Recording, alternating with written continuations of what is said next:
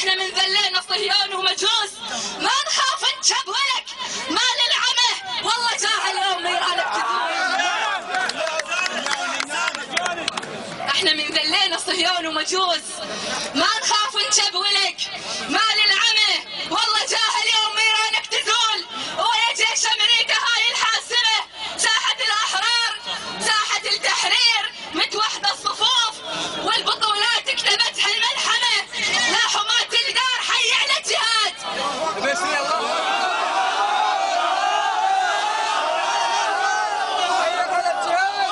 الله اكبر. اسبال انبار حي على الجهاد.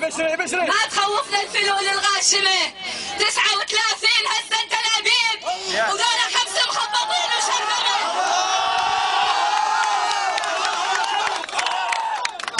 يا حماة الدار حي على الجهاد، ما تخوفنا الفلول الغاشمه، 39 هزه تلابيب وذولا 5 مخبطين وشرذمه. احنا بال90 من فتن الكويت ننحجب سوء الردم للخادمه، هسه ليش عراقنا بنص السجون وبيت هالكفار تبكي المسلمه، نشتمه الشريف اللي ما يساوي مع العراق ولا يذل شعب الاصيل ويرحمه.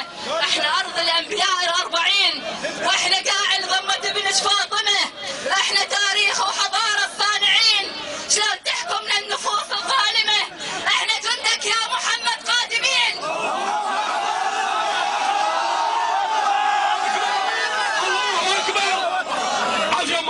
احنا جندك يا محمد عازمين، اذن الحادي وجيوشك قادمه، نقسم احنا نموت مثلك يا حسين والشهاده تكون حسن الخاتمه.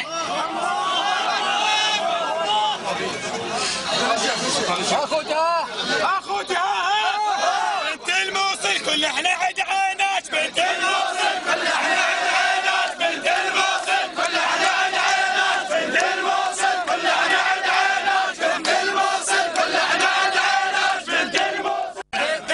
صديق يا عراق شعب يريدك يا ابو السبع شيلك، هذا شعب يريدك يا ابو السبع شيلك.